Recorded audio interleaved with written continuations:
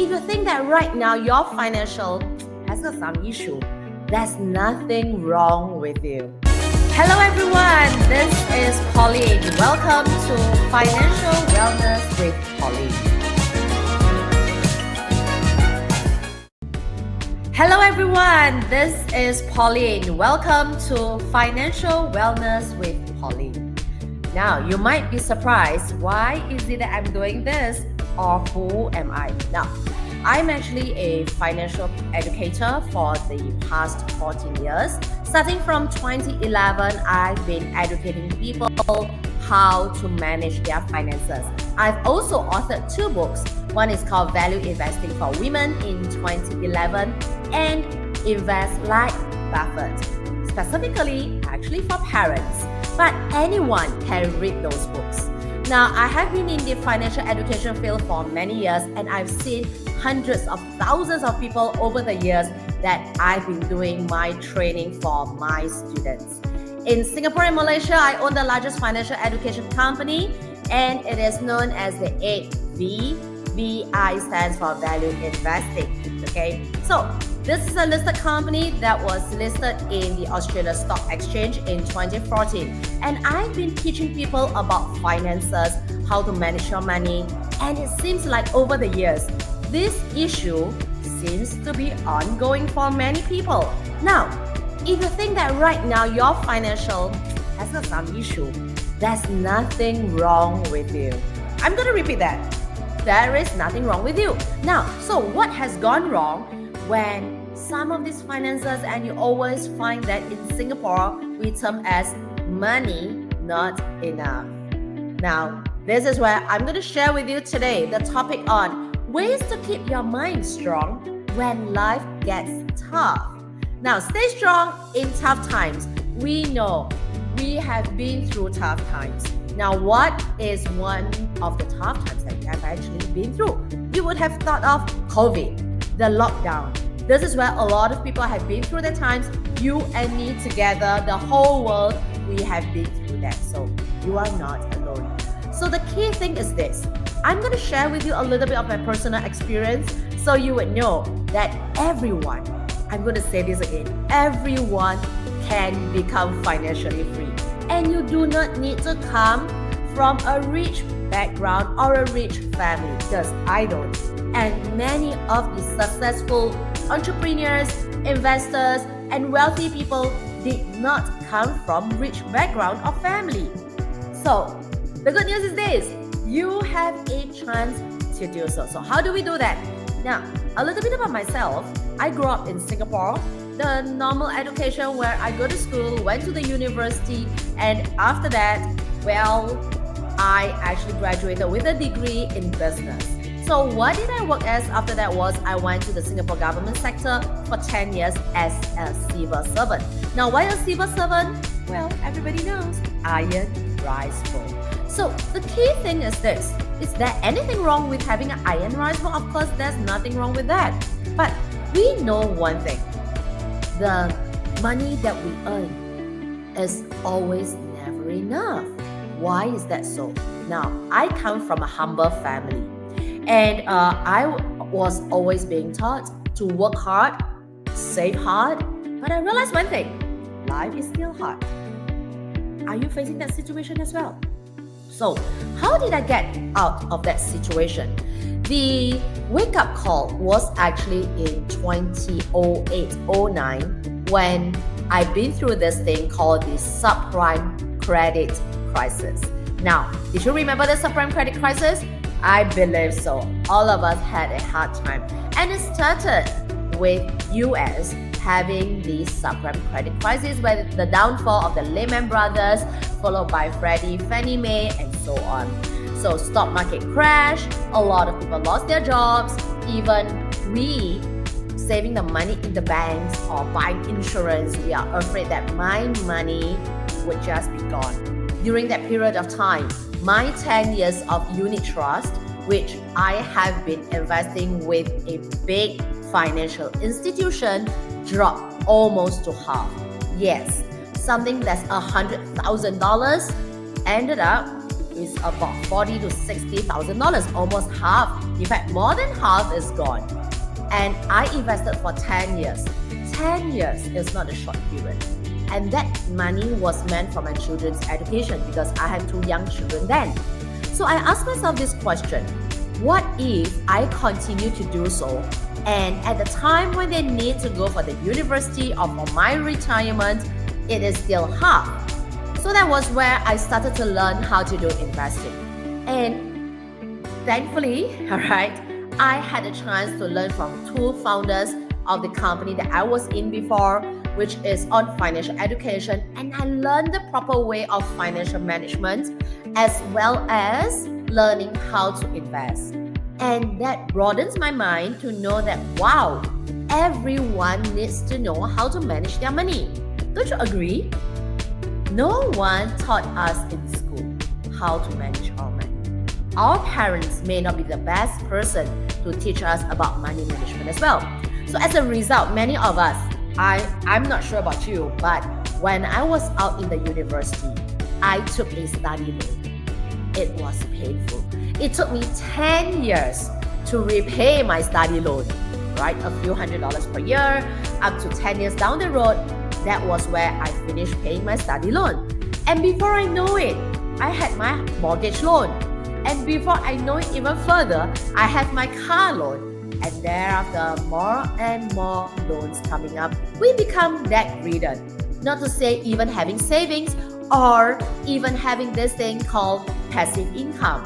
So what are the ways that we would actually overcome this? Is to just work and work and work to get an income. Did you find this familiar? We are all in this grind together. So as I always say, you are actually not alone. But in 2010, I made a difference. If you want to make a difference, listen to what I have to say later on, okay? Because what I did was, I learned how to manage my money. I learned from those who are financially free. I've got to repeat this. I learned from those who are financially free because I want to know the practical skills. So today, at the age of 10 years down the road, into about 20 years of learning about financial management, I'm financially free and I'm able to share with people how to do that. I've been there, done that from someone who didn't know anything about investing, didn't know anything about financial management, laden with debts, lost almost half in unit trust, which I didn't know what I was buying, totally ignorant in investing, totally ignorant in financial management. To today, I can share, and in fact, I have actually trained a lot of people, hundreds of thousands of people who have heard of my talk. If you want to find out more, okay, you can always go to this link over here to see and watch my video under the Wow series, where I actually interview ladies regarding this topic called Women of Wealth. You can find out how I grew up in a humble family, my background. And today, I'm sharing with you because I know I'm not the only one who faced that situation, because you too. So I'm going to share with you next stage is this.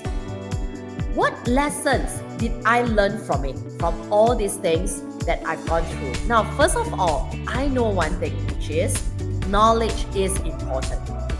Knowledge is really important. So this is the reason why you are watching this, because we want to learn about financial knowledge. Now, what exactly it is that we want to manage in our finances? 2 things.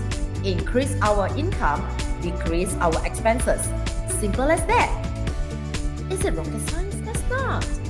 When we increase our income, decrease our expenses, what do we have? We have a surplus, which are called savings. And when we have savings and we have more and more savings, what do we want to do with the savings? We want to grow the savings. And that savings eventually, if we do it well, would actually give us this thing called passive income. And as our passive income is more than our expenses, what happened to us? We are financially free. So this is the objective and the aim that we want to achieve when it comes to financial freedom. Now, if you want to be financially free, this is the thing that we need to do. But the issue comes in is we always find that our income doesn't increase as much as our expenses increasing. So this is where Financial Wellness with Pauline. I'm here to share with you, not from any financial institution. I don't come with any CFAs, CPAs, or all these degrees in finances, but I have practical skills teaching you, sharing with you how to manage your finances, right? So this is what I am going to do in Financial Wellness. I'm going to share with you how to increase your income and reduce your expenses. So the next key thing is I want to ask, what motivated me then to prioritize the mental strength as a key skill to navigate all these financial stresses, career setbacks, and personal growth? So this is where I will share with you.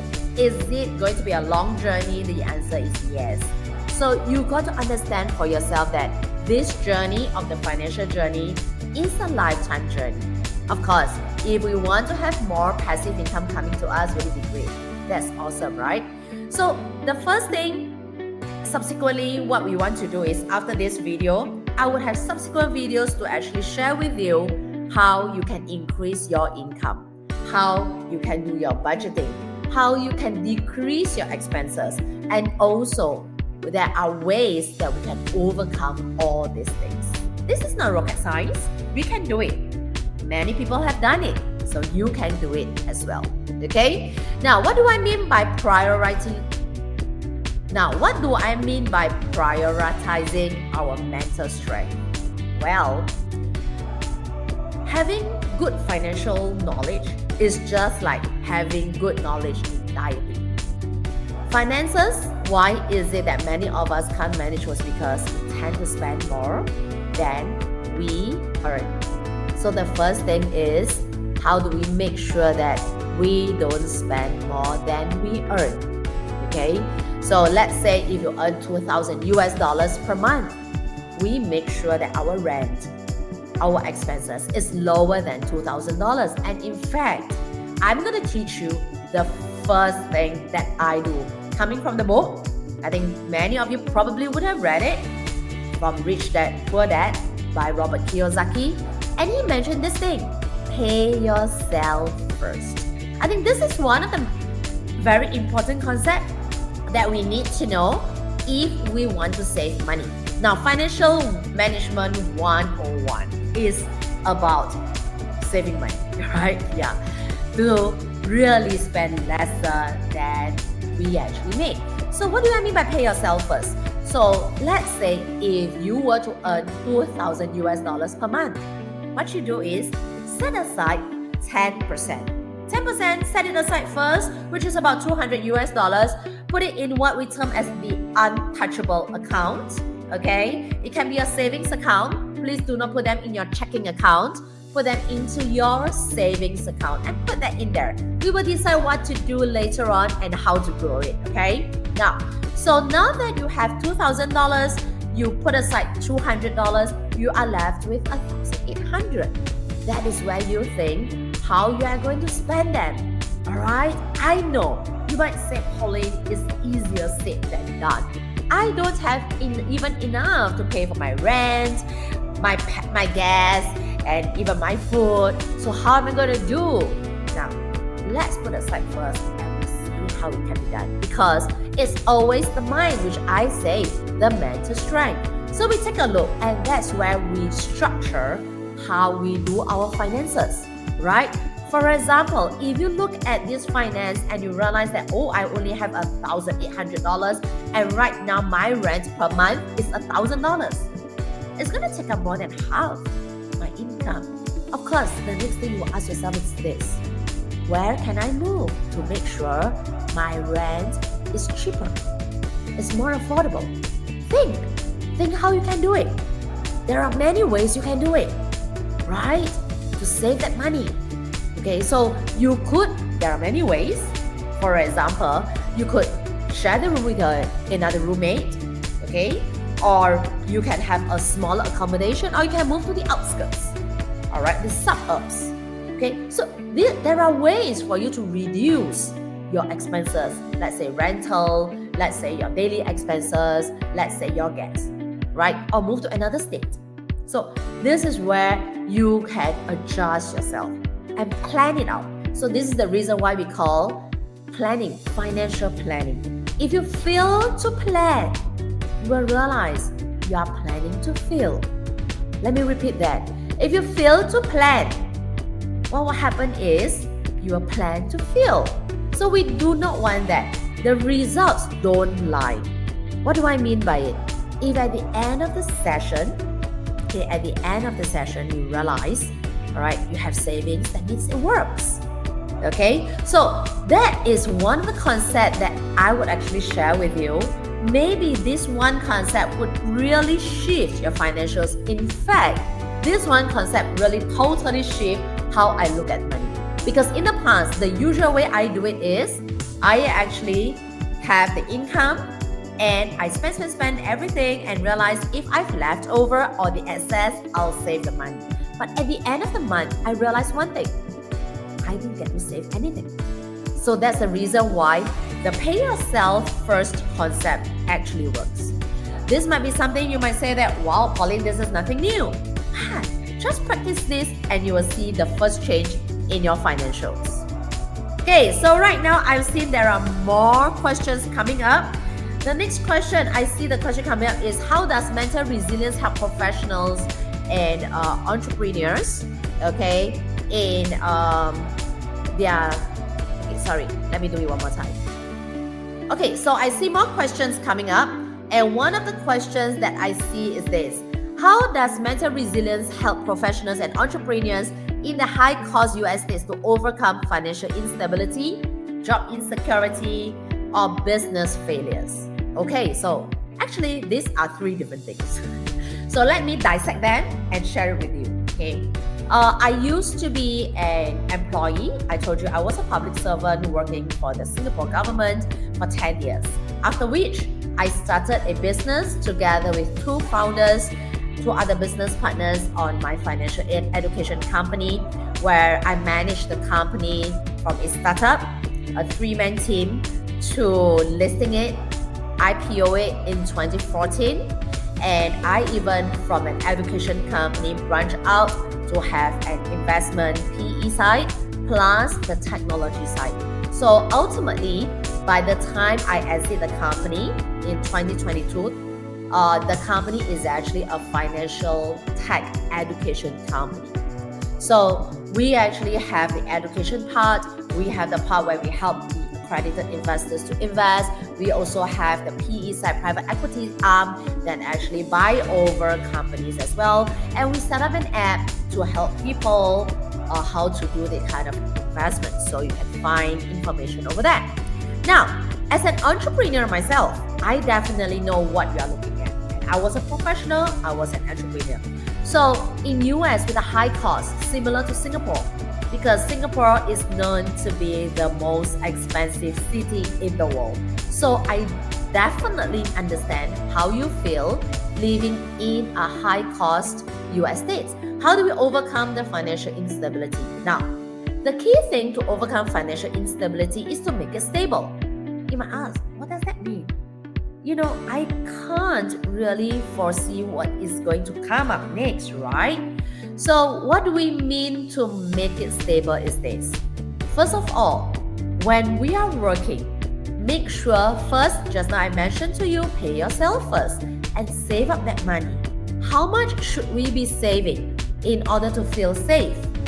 Now you can write this down. It is at least 6 months of your living expenses.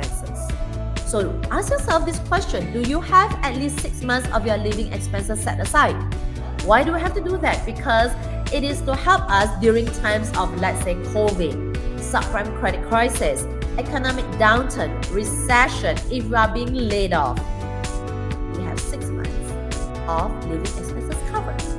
So it gives us time to find another job, right? So this is why even 6 months down the road, you find a job that's of a lower pay. You know how to adjust your lifestyle accordingly. So this is the thing, right? Now, in terms of job insecurity, this is the reason why I always say this. We need to know how to manage our finances to make sure that we have these two words called passive income. Now, you might be first time for you to hear this term called passive income? For those who didn't know what passive income means, it just means, yes, you have your income coming in passively, like for example, rental income.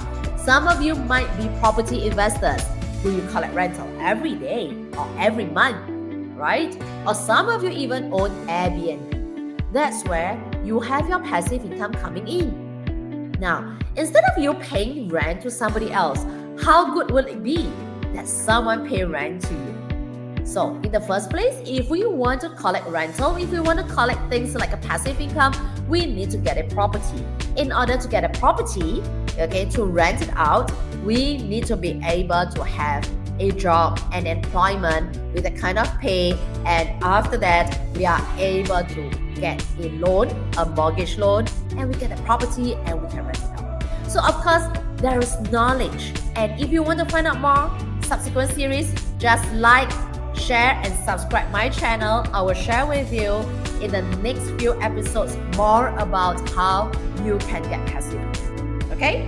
So that said, job insecurity can be overcome by a few methods. One is definitely insurance, right? Some of the insurance has got certain payout, endowment funds, dividends, okay? And a passive income like rental dividends can be part of the ways for you to make sure that if any case you lose your job, you still have some form of an income, all right? Or you can start your own business where you know that being a business owner, you can have unlimited sources of income as well, because you will not sack yourself. You will not fire yourself, right?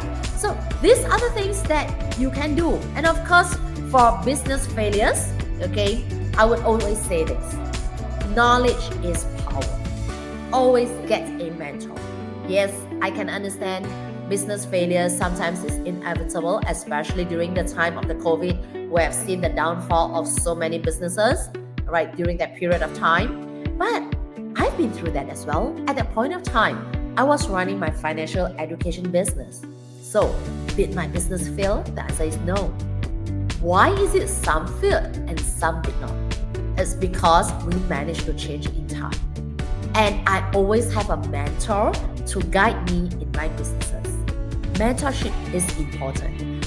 Always get a mentor to teach you, to guide you. So this is the part that I always say. If we want to overcome mental resilience, knowledge is really important. Having a mentor is really important. So these are the key things that we need to look at when it comes to financial management. So hopefully this is something that you can learn from, all right? And okay, I have the next question coming up, and someone asked me this question. If someone experiences a major financial setback, for example, investment loss, unexpected debt, job loss, what is the first mindset shift that we should make to recover? So today, yes, it's about mindset. It's about what we need to do when we are in this state. The mindset that I would say you have heard me say is that first of all, we need to be able to know that all these things can be overcome, and we need to learn from it. Well, I had my 2010 subprime credit crisis where I lost my 40%. Am I going to cry over it? Yes, I did. So what can I do after I cry is to learn from it. And what are the steps that I've taken? I went to find a mentor to guide me the proper way of investing, to guide me the proper way of financial management. So I found someone who was actually financially free. And what I like about him sharing, my mentor, is that he shared in a way that I can understand. So today, I would also like to ask you this question. Am I sharing this thing that you can understand? Find a mentor to share it in a way that you can understand what he says and what to do. Because you might think that financial management is very technical. You might think that I'm not a numbers person. I suck with numbers. But you know what? We all need to use money. We need to manage our finances. So regardless whether you are great with numbers, you can still learn how to manage them. And I've seen it. Especially, you can see that I'm just a layman, a mother of two, a woman like many mothers out there, and they do well as well. Okay, so it's regardless whether you are man, women, or whichever gender that you are in, it doesn't really matter. Okay, whether you have previous knowledge, whether you have a certificate, a qualification in financial, doesn't really matter. The key thing is you are willing to learn from it. So this is why if someone were to experience any major financial setback, what I would say is this: just maybe if you cry just once, okay, and after that pick yourself up and find a mentor. Get your mentor to teach you how to do it well. All right, there are many people out there that you can get. Now, if you want to know how to do it well and you want to find a mentor, you know what? You can always go to my link. I have a book for you to download under paulineteo.com, where you can download my free book and I will share with you the mindset, how you can start in terms of shifting your mindset to be financially free. And in the book, I also state what are the ways you can increase your income, decrease your expenses, and also to increase your knowledge in financial management so that you can compound the money over the years to get passive income and be financially free. So this is a free book. It's easy to read. You can download it, and if it works for you, great, right? Yeah, so knowledge is really important, okay? Next question, the final question. Many professionals work long hours to maintain living expenses in high-cost states. Wow, how can they build emotional resilience and avoid burnout from financial stress? Yeah, I can say it is. Now you realize one thing, that regardless, I'm not sure whether you belong to the stage where if you earn $2,000 US, you find that you don't have enough money to spend.